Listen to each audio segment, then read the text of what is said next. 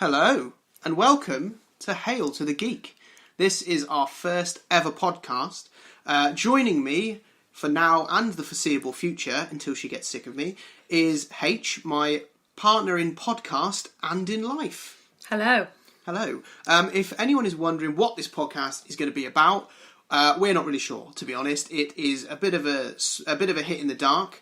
There's going to be a bit of wrestling, there's going to be a bit of film, a bit of TV, a bit of comic book, anything that's looked at as a little bit weird, a little bit odd, we will cover it, because that's just us. So we're going to kick off straight away. We've got nothing else really planned other than to dive straight into the wrestling that's been on this weekend. Just to give you a bit of an idea of how it's going to run, we're going to go through a bit of the wrestling. We're then reviewing the film that was out last week, the Jason Statham shark film, Meg. Which I did drag you to, and then you walked out and said, that was quite good. Yeah, it was alright. We'll get into it as we go along. And then we're going to finish the podcast with H Shoots, which is going to be a bit unlike what the rest of the podcast. It's going to be a bit lighthearted and a bit of a laugh.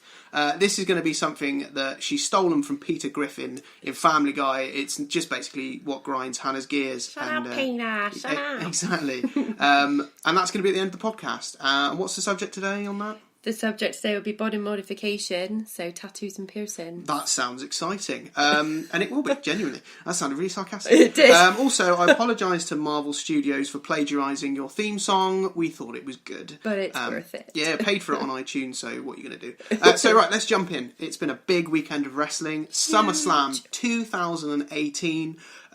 We are going to go through a quick review for it, and then we'll go through Raw and SmackDown that followed on just to finish up all the storylines. Unfortunately, we're not going to review NXT, which I'm sure is going to upset a lot of people. It's been too much of a busy weekend. I heard it was a brilliant show, but unfortunately we didn't get time to watch it.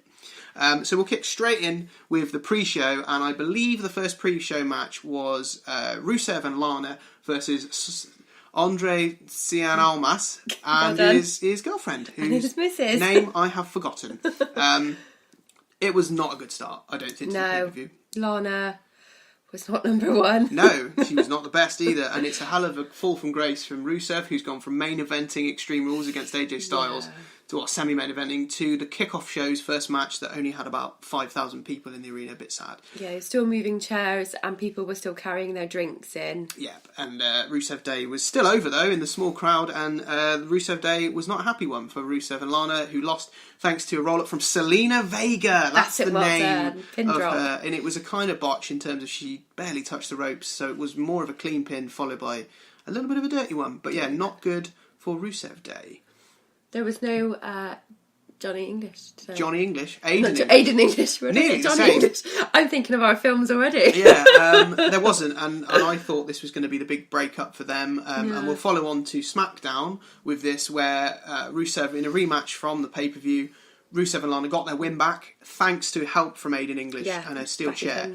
So, yeah, I don't know where they're going to go with it. I don't know. I think it feels to me a bit of a troubled storyline at the moment. It feels like they've kind of changed their mind, the writers have changed their mind 6 or 7 times about what to do with Rusev. We're going to get rid of him, we're going to bring him in, we're going to get rid of him, we're going to bring him in. And who knows what's going to go on with it in the future, but I'm a big fan of Rusev, and I know you are as well. Yeah. I would have preferred to just see him and Lana together. Yeah. But I like Aiden English. I think he brings a lot, and Almas is brilliant. Well, I said this to you when he first debuted a few months ago, that I think he'll be a world champion in the next couple of years. And it's another great way to elevate both of their new career on WWE. Correct. So well done. Moving on to the next part is the 205 Live Championship. Cedric Alexander versus, what's his name? Kronk. I can't pronounce his name. He has a really cool... He used to have a really cool gimmick where he used PowerPoint a lot. And let's face it, who doesn't like PowerPoint? Drew Gulak, that's how you pronounce the name. A brilliant PowerPoint that he doesn't really do much anymore, which is a bit of a shame. I really thought from what I'd seen of 205 Live, which admittedly isn't a lot, that it would be Drew Gulak taking the belt off him. But Cedric Alexander won with the second roll-up of the night. Any other points on this? It was okay, good match, but not really. Yeah, wasn't really satisfying, and I'm not going to lie, by this point I was ordering the pizza ready to keep us awake throughout this very long tiring pay-per-view. Exactly. And we also haven't watched 205 Live because we're terrible journalists. Yes. So we can't follow this storyline on. No idea what happened. Yeah. Next, the final match of the pre-show, which was... go on. BT. The B Team, go, go, go. Who somehow, in the third roll-up victory of the pre-show, managed to beat the Revival. Yeah. And I know a lot of NXT fans and a lot of fans in general are not happy with the way the Revival have been done. Hannah, for some reason, every time the Revival comes on, feels the need to sing... a revival from Sister Act. Yeah, don't know why. I don't know why. She just does it. No, I just do. Because they couldn't be more opposite to Whoopi Goldberg, really, if they tried. But yeah, so yeah, they unfortunately the B Team. Well, not unfortunately, the B Team, who seem to be really over with this new chant, is starting to work now. Yeah. It didn't really make sense them being such a rubbish tag team and having a brilliant song, which they actually had, an entrance song. Changed now to this B Team, go, go, go. The kids like it. Yeah, it's a bit more appealing to their audience. Exactly. And they rolled on. They managed to get a lucky win over the Revival with a roll-up that was twisted into a roll-up for the B Team for a win. And then as we move on to Raw, and just so in case anyone hasn't noticed, we are going to kind of skip across all three here to try and get all the storylines done by the end of the Survivor Series, SummerSlam, review. They ended up losing singles matches to the Revival on Raw this week. Both members of the B Team did. So you'd imagine that will then move this feud on to Hell in the Cell probably, when maybe the Revival get the win. Hope so in terms of more serious tag team wrestling, because I think SmackDown's tag division is way better than Raw's. Yeah, and it's just a lot more going forward, and it is a lot more, it's less gimmicky feeling to it. Well, that's their tagline, isn't it? It's no flips, just kicks. Just kicks. So yeah, that was it. That was the pre-show. It was all right. Did its job of filling the. I actually thought there was matches on here on the card that probably should have been on the pre-show that weren't. Yeah, and we'll get to that in a moment. And vice versa. Exactly. In a sense, couldn't Rusev and Lana opened the main events? It could have done the first. And I think it's unfair on them to have been in that position, and they did the best of what they could. But okay, pre-show, it was fine. But as I was going to say, the matches I thought could have been on the pre-show, which we'll talk about in a moment, probably shouldn't in the end because of what happened. But we'll get there now. So the main show kicked off with an absolute barn burner between Seth Rollins and Dolph Ziggler.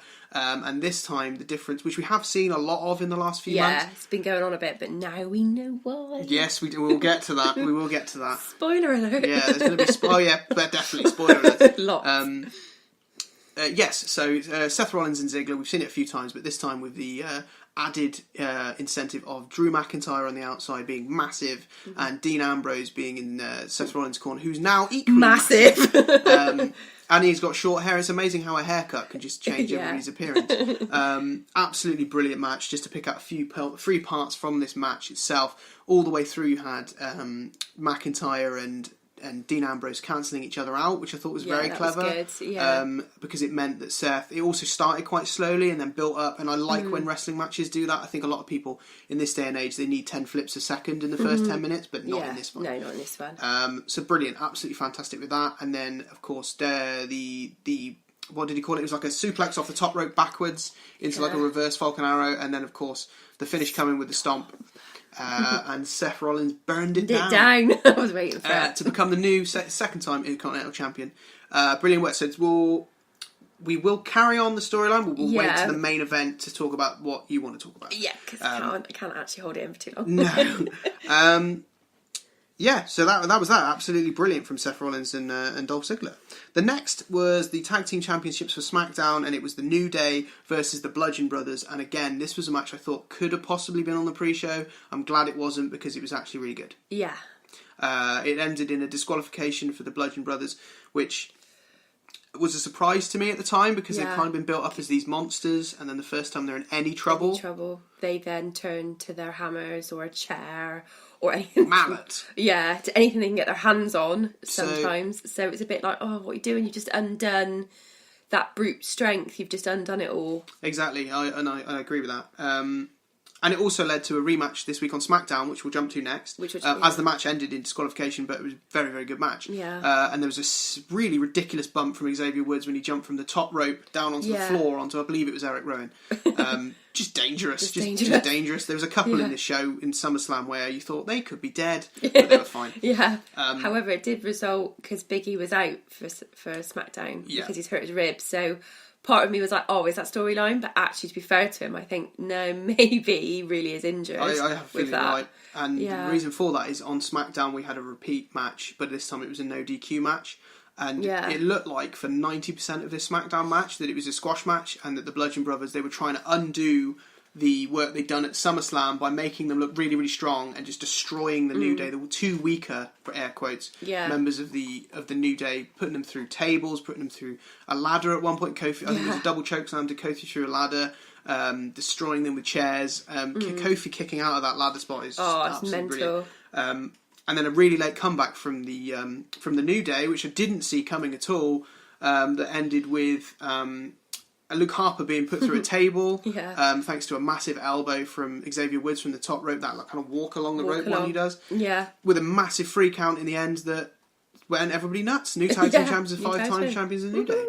You like the New Day, don't you? I love them. I do love them. And their pancakes. Yeah, and their pancakes. So yeah, cool. We'll move on to the next match at SummerSlam, which was... it's another squash match. So this match has divided opinion quite a bit. Braun Strowman versus Kevin Owens. And sorry, that's very good. And I don't think anyone here has a problem with Braun Strowman keeping the Money in the Bank briefcase. Not many people, actually. I was one of those people at the time who said, doesn't really need it. Does he need the briefcase? Kevin Owens probably would have been better suited. This match was over in just under 2 minutes. Yeah, and he's kind of... The thing is all that merch with the Monster in the Bank merch, and you think, don't give it away yet, mate, because these t-shirts... You really want that t-shirt? I want that t-shirt. I want my hands on that t-shirt. Yeah, that's very good. But yeah, sadly for Kevin Owens, who himself actually was wearing Kevin in the Bank merchandise. So we thought that was going to be a proper little nod and strip, because we sat and did our own predictions, and we were having a giggle along with this show. And I was like, well, he's wearing all the merch, so he's obviously just going to get it now. That's it. But no. Yeah, exactly. Squash match. Kevin Owens wins in... Braun Strowman wins in just under 2 minutes. And the only question left for me is, where do they go from here for Kevin Owens? Yeah, where do they go? He's already been drafted from different shows twice. Yeah. He's kind of lost his partnership with Sami Zayn. Sami Zayn's injured as well. He's injured. And not being funny, but as much as I absolutely love this, I call it the cat and mouse routine, where Braun literally just chases him around the ring and then grabs him and hurts him and batters him, throws him off, puts him in toilets. I mean, it's hilarious. Yeah. It's brilliant. There was some big bumps from Kevin with a choke slam on the steel, grate. Yeah, the ramp. Grate. That was not nice for Kevin. Another sick one. He is made of stone, that man. Fair play to him. He takes some bumps. But I do feel that he's a bit lost now in this storyline. I do not know where they're going to go with it. Yeah, and I would agree. But we can only see he wasn't on Raw, so we can't really talk about Kevin Owens anymore because he wasn't on Raw this week. So we'll have to see what happens to him next week. The positive side for him is he's probably had a lot of weeks off because of injuries due to Braun Strowman in the kayfabe wise. He keeps getting thrown off stuff and having a week off. So exactly. He's probably not minding it that much, to be honest. Okay, so we'll move to the next match, which was the women's triple threat for the SmackDown Championship. Carmella, Becky Lynch and Charlotte, which the match itself was good. I thought it was very strong. Very strong. All three women performed well. I think probably Carmella's best match. Yeah, definitely. She's not known for her in-ring technique, I would like to say it, because her technique, the physical, she is just a loud mouth. She plays her character brilliantly. Good on the mic. She's very good on the mic. I like her so much because I hate her that much, if that makes sense. So... And I think a lot of people were frustrated before SummerSlam because of having Becky Lynch and Charlotte and Asuka all on the same show and not having any of them as the Raw Women's Champion. And you've got Carmella, who is good on the mic. She's decent on the mic, but she could become very frustrating and in ring has been a bit lackluster. But in this match, I think she really held her own. Really held it. I'm not going to be one of these people who says that the two carried her, because that's completely untrue. She held her own in this match. Held it. Yeah.